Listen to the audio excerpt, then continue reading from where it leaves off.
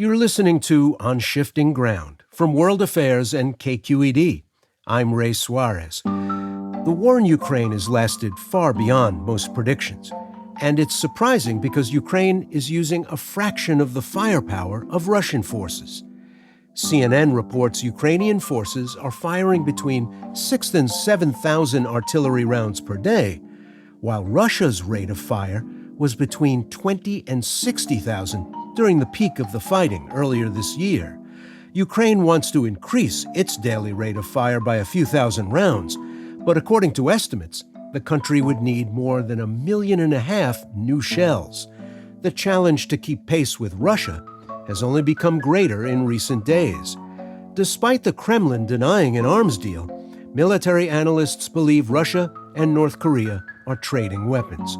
While this bilateral agreement may help Putin in the short term, Kim's support may be a signal Putin is willing to throw all of Russia's resources into the war effort, and the country may run into trouble producing the munitions needed to keep fighting. How much longer can Putin keep this war going? And where else might he turn for help to maintain his grip on power? Joining me to answer these questions is Julian Barnes. He covers U.S. intelligence agencies and international security for the New York Times. Welcome to On Shifting Ground. Thank you for having me. Reports about the recent meeting between Vladimir Putin and Kim Jong-un focused a lot on weapons sales.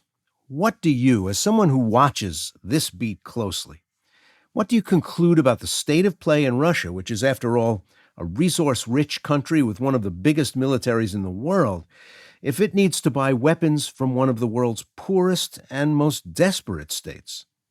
Yeah, it's a little bit of a complicated story, but this is an important one, right? It is vital to the war in Ukraine and what's going on there.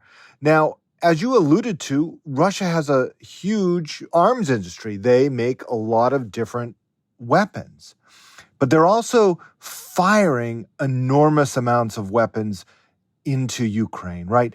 They are going through 10 million artillery shells a year. Now, before the war, they could make 1 million new artillery shells a year. They've ramped that production up. Today, they can make 2 million artillery shells a year, but it's still far less than what they're firing, right? And so that has pushed Russia onto the world market, looking for a place where it can get more weapons. And if you're in the market for artillery shells, you end up on the Korean Peninsula. And for Russia, that means talking to North Korea.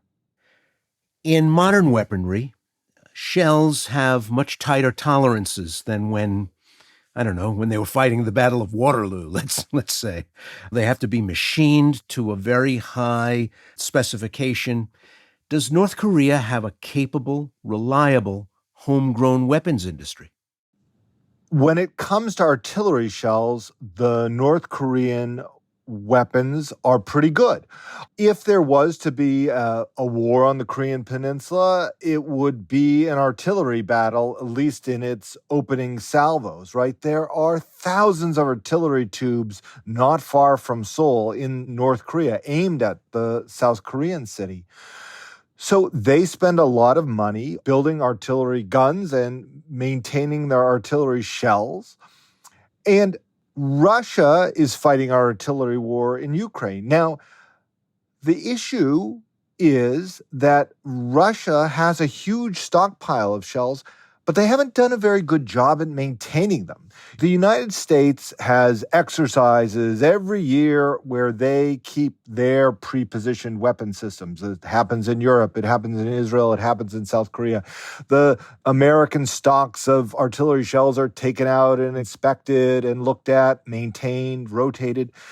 Russia doesn't have this same culture of maintaining ammunition. And as a result, their artillery shells have deteriorated. And from my understanding, the biggest problem is the Russian fuses. Now, the artillery shells have a fuse, so they explode not when they hit the ground in that kind of Waterloo style that you alluded to, but they burst. And if you have defenders, they air burst. So if you have defenders who are hiding in trenches and the artillery shell explodes on impact with the ground, it's less deadly than it would explode in the air.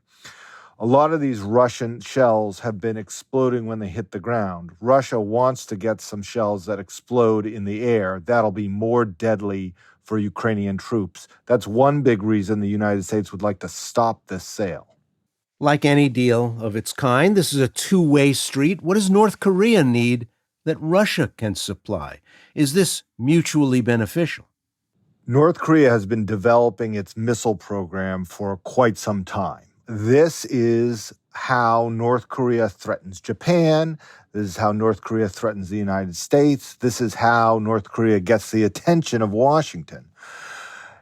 And the North Korean record on their missile production has been mixed, right? Sometimes they have successful launches. They've developed an intercontinental ballistic missile that can, in theory, hit Hawaii. But we also know that there's a lot of failed North Korean launches. These are not reliable weapons. They do not have the range or reliability of the Russian fleet of ballistic missiles. So Russian technology is something that North Korea very much wants, and it's something that Russia has been unwilling to give so far. But we see with this meeting a new willingness between Russia and North Korea to make a deal.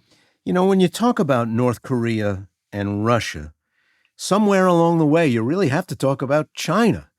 And China has much broader interests than North Korea worldwide. Customers for its consumer goods all over the world, investments and assets all around the world.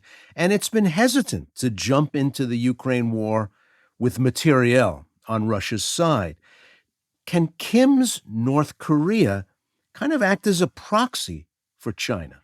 Well, you're exactly right. It's China's integration with the rest of the world's economy that makes it easier to deter. And so when the United States has learned about possibilities of arms deals between China and Russia, they have yelled very loudly. They have released the intelligence. And that seems to have worked. It's not that China hasn't given anything to Russia. There is definitely a flow of so-called dual-use components from China to Russia. And that's been very important for Russia as it rebuilds its defense industry after Western sanctions. But they have been unwilling to give drones, missiles, artillery shells directly. And that's partially why North Korea is stepping in here. Now, as you also alluded to, North Korea has one real friend or protector, and that's China, right? It would be very surprising if North Korea was doing this against the wishes of China. Now, China may not have said anything explicitly, but North Korea knows what they can get away with in that front. So if we see a big arms deal, it at least has some degree of blessing by Beijing. So China can kind of keep its hands clean, in effect, turn North Korea into the third-party country on this deal and not directly give Russia some of the things it's looking for? That's right. I would be very surprised, given the current state, if we see any direct supply of sophisticated weaponry from China to Russia. And I would be surprised even if we saw artillery shells go there. But China very much wants to help Russia the way it can. It's been buying Russian oil. It's been continuing its trade with Russia. So it's not like China is a neutral party in this. They may not want this war to go on forever. They are definitely trying to play some kind of element of a peacekeeping or a peacemaker role here.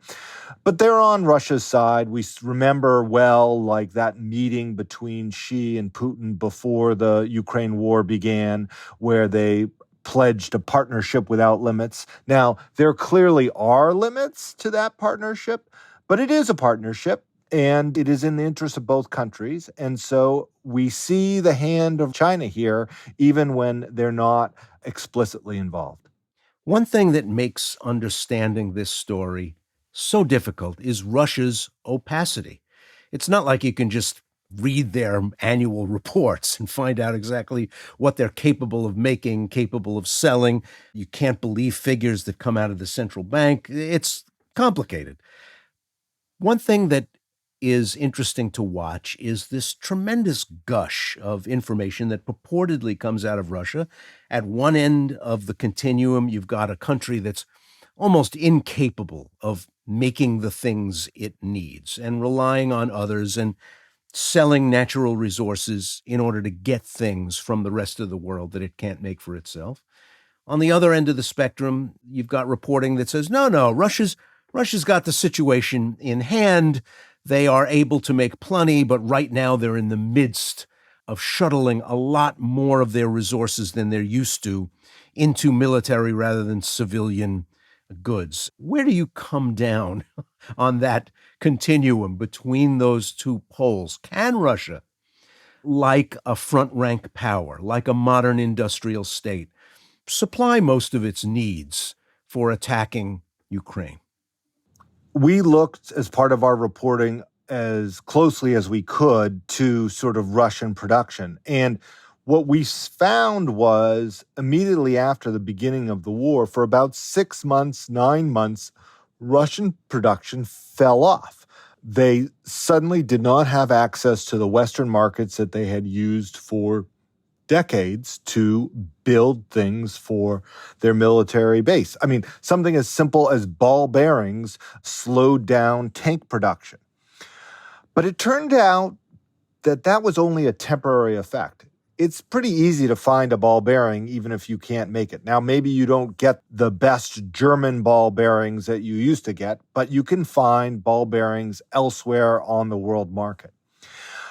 And so today, if we look at Russian production, not just for artillery shells, but also for sort of more sophisticated precision-guided missiles, they're able to make more today than they were at the start of the war. The production went way off and now is building up. But when you talk to American officials, they say, look, there is a real cost to that. Like when you see all these problems in the Russian economy, these rising interest rates, the sort of real problems that average everyday Russians are starting to feel, that is because boosting this military production doesn't come without cost. And so they have retooled their economy to put it on a war footing, but there have been problems for everyday Russians. And so the Western strategy is to continue to press on the sanctions and to see if they can get them to bite once more like they did at the beginning of the war and kind of curb some of this war production. Now, they're probably not going to succeed at cutting off the ball bearings. That's hard. But the focus is on some of these higher-end chips or medium-end silicon chips. There, they think that if they can cut off the flow from third countries like Armenia, Turkey, they can once more put a dent in Russian military production. Those are great examples because, yes, the world is awash, not in the best ball bearings, but in ball bearings, and they are dual-use, so-called dual-use technologies. Many advanced weapon systems, as you allude to, and their support rely on microprocessors, and Russia's not very good at building those. China is better, but reluctant to supply. Has Russia's difficulties in buying microprocessors shown up on the battlefield yet? Are there things that they're using to fight in Ukraine that if they had their druthers would be much better made and much better equipped? Well, that's a complex question, but we think we have an answer for you. And it is that if we rewind to last year and last December, there was kind of a break in Russian missile after an intense barrage in November of missiles. By the end of December, the attacks on Ukraine's energy infrastructure were going down. And the reason some U.S. officials believe is that they ran out of chips at that time. The problem here is that Russian engineers are some of the world's best. And it turns out they could make a missile that was very good, not quite as good as a missile with a perfect chip, but with a very kind of run-of-the-mill circuit board. So they took the kinds of circuit boards you use to put in a refrigerator and they put it in their precision cruise missile. You might not think that would work, but Russian engineers made it work. And that is part of the problem. The Ukrainians have been very clever at coaxing new efficiencies out of old weapons, and the Russians can do it too. And so that is the complex thing here. When we find a choke point, we try to block them from that component.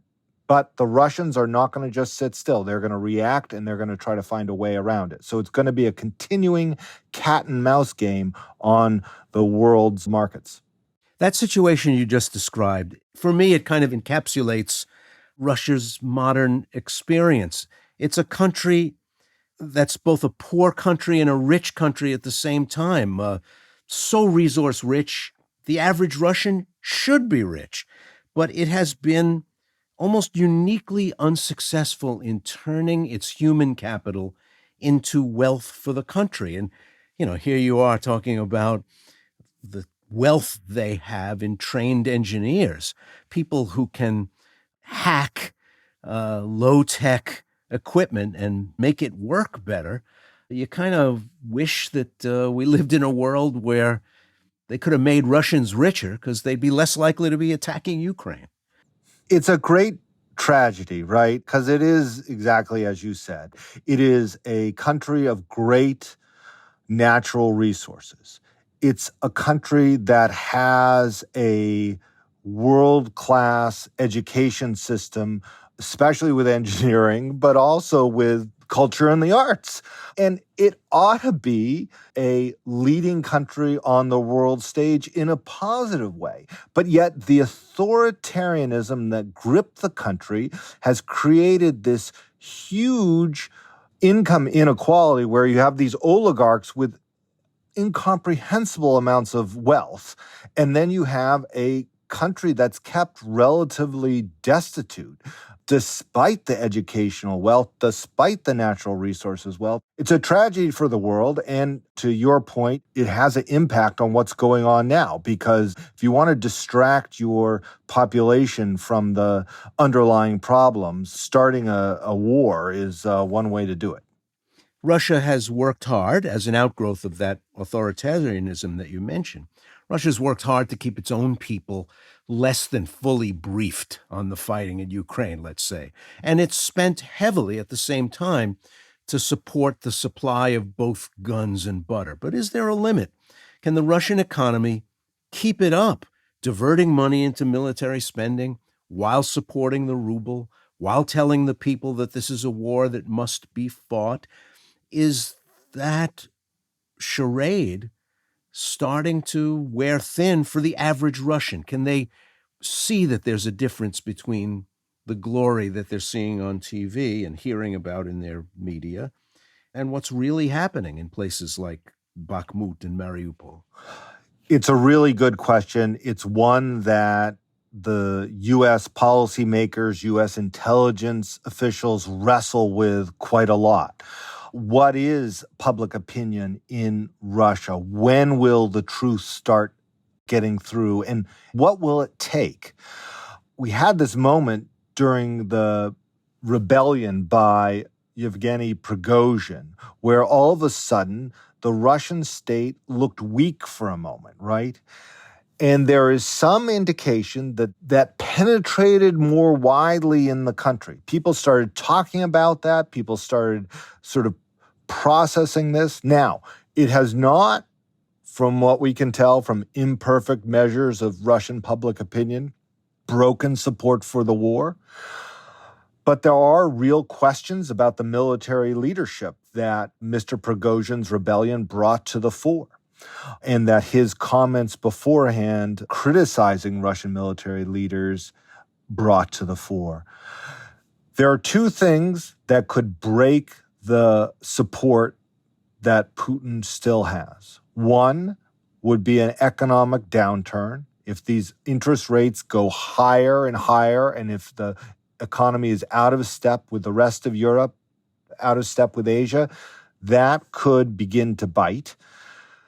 But also, if Putin is forced to do a broader draft, a broader mobilization of the military, he's kind of avoided doing a full mobilization, especially in Moscow and St. Petersburg, because even his partial mobilizations have led to a huge brain drain, a huge flight of educated people, especially educated young men from the country. So that is a long-winded way of saying we don't know, but these are the indicators that we look at. A draft, the economy, casualties, and how is that impacting the thinking of average Russians? Now that we're a year and a half into this thing, do you feel satisfied that U.S. Western estimates of Russian losses, both in men and materiel, or that they have good sources, that they're roughly on point? Have you had a chance over this long haul to see borne out the kinds of things you're getting from British intelligence, from American intelligence? I think it is an important caveat to say we are not sure of the accuracy of that. Russia is trying to hide their casualties. Ukraine, for that matter, is also trying to hide their casualties from the West. Neither country is reporting. Russia especially is doing things to hide the war dead, delay when bodies are returned home, try to make it so that there's not mass levels of funerals in one town. They are not honest about the casualties they are incurring. And the U.S. estimates are just estimates, right? They are listening to secret reports the Russians send up their chain of command. They are counting the number of vehicles blown up by Ukrainians from satellite imagery and are trying to make estimates. So it's important to remember it is just an estimate, right? But the fact of the matter is these are high casualties. Both sides are taking high casualties. Both sides have a manpower problem. Ukraine is going to need to bring more people into its military. Russia is going to face a time later this year when they're going to have to do another mobilization. And we are going to learn a lot about how Vladimir Putin views his hold on power. If he does a partial mobilization, just brings in a few people, then he may be thinking his place is more precarious. If he does a very broad draft, he may be feeling stronger after overcoming the Prigozhin challenge and may feel like there's no one who can challenge him. So these next few months will be very important on that question. One of the most interesting commodities whipping around the world, certainly if you're Russian and trying to keep money flowing into the national treasury, is oil. And the West has put a cap on the price per barrel. And Russia's close friends in Beijing haven't said, oh, no, we don't pay attention to that cap. We're just going to pay what we think you ought to get and shuttle money to them. They've driven a very hard bargain. So have fence sitters in India who have benefited from this cap. Is Russia being trapped into the unenviable position of having to pump oil at a heightened pace, even though it's being forced to sell it at a discount? Do they have to keep the spigot open, even though some of their big new customers are observing the cap? Yeah, the cap has worked a little bit better than some people thought. Some people thought that India and China would ignore the cap and just pay slightly below market rates for Russian oil. But the cap is limiting Russia's money. And this is part of the reason why the economy is not doing well. There were a lot of naysayers in journalism, in other governments about the cap, but it seems to have put some pressure. And this is one reason why, although short term, the economic pain is sort of limited. They believe the Western officials, U.S. officials, British officials, believe over time they can exert a level of pain on the Russian economy that could force Putin to make some different decisions. So listen, Russia has a lot of energy resources. At the beginning of that war, it was giving them a huge advantage. It's still an advantage. They're still making money, but it's less now because they have effectively put limits on Russian sales. And what about the Black Sea? The Russians have backed out of the deal that allowed Ukrainian grain to flow out of the Black Sea, through the Bosporus, and out to the Mediterranean. They think they may be cutting off Ukrainian access to funds, but they also are not doing themselves any favors either, are they? There was a report that was declassified from the intelligence community in August. It was a report from back in June, from just before Russia left the deal, that warned about hunger problems worldwide should Russia back out. And of course they did.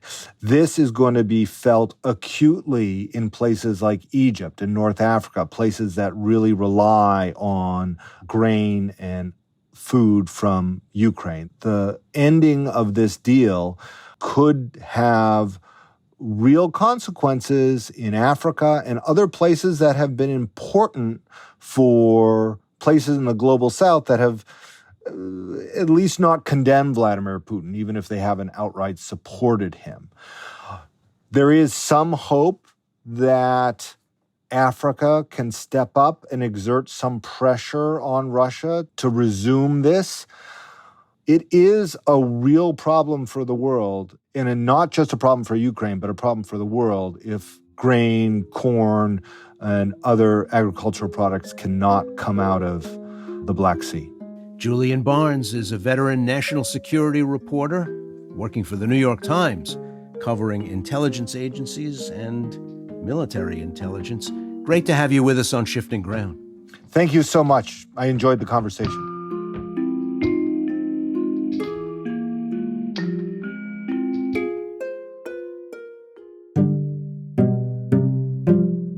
You've been listening to On Shifting Ground, produced in partnership with KQED, with funding from listeners like you. Today's episode was produced by Adam Ailey and Andrew Stelzer and fact-checked by Sienna Barnes. It was mixed and mastered by Matteo Schimpf. Additional production and engineering were provided by Rob Spate. KQED's Jim Bennett is our technical supervisor. Jared Sport is our executive producer. Philip Yun is CEO of World Affairs. Our music is from Blue Dot Sessions. I'm Ray Suarez. Thanks for listening.